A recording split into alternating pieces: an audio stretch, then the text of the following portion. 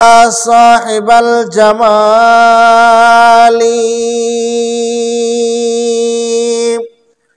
ويا سيد البشر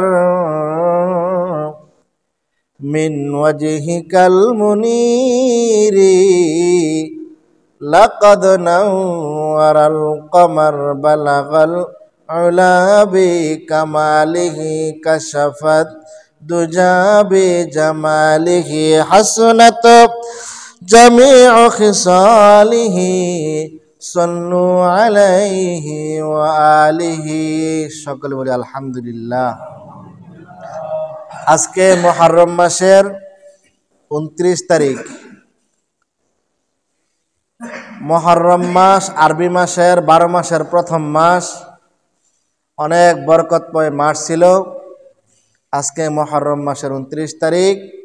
আল্লাহ রাব্বুল আলামিন দুনিয়ার সমস্ত ঝামেলা থেকে ফারিক করে, দুনিয়ার সমস্ত ব্যস্ততা থেকে পিছনে ফেলাইয়া মহান আল্লাহ রাব্বুল আলামিনের মহান হুকুম জুমার সালাত আদায় করার জন্য আমাদেরকে সামনের কাতারে এসে বসে কিছু দিনই কথাবার্তা বলার এবং শোনার তৌফিক দিয়েছেন।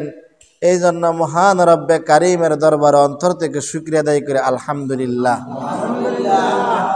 আজ থেকে প্রায় 300 বছর আগে যুগ শ্রেষ্ঠ একজন কবিকুলের সেরেমনি ছিলেন, অর্থাৎ উনি আল্লাহ এবং আল্লাহর রাসূল আর মহব্বতে কবিতা বলতেন, যার নাম হলো আল্লামা শায়েখ সাদ রহমতুল্লাহি আলাইহি। উনি কবিকুলের কবি ছিলেন। জগতে যত নবী আলাইহিস সালাতু ওয়াস সালাম আসছেন, সব নবী আলাইহিস সালাতু ওয়াস সালামের মান মর্যাদা নিয়ে, আল্লাহ তাআলার সম্মান নিয়ে, বিশ্ব নবী মুহাম্মদুর রাসূলুল্লাহর মান মর্যাদা নিয়ে উনি অনেক কবিতা বলতেন। যার কিতাব আছে, আমরা যে মাওলানা হয়েছি 12 বছর 14 বছর লেখাপড়া করে, তার একটা কিতাব আছে, কিতাবের নাম হলো গুলিস্তা কিতাব। দরসে নিজামের মধ্যে তার একটা কিতাব তুলে ধরছে। উনি হাজার হাজার লক্ষ লক্ষ কবিতার লাইন বানাইছেন। আল্লামা শায়েখ সাদ রহমতুল্লাহি আলাইহি জীবনের শেষ মুহূর্তে আইসা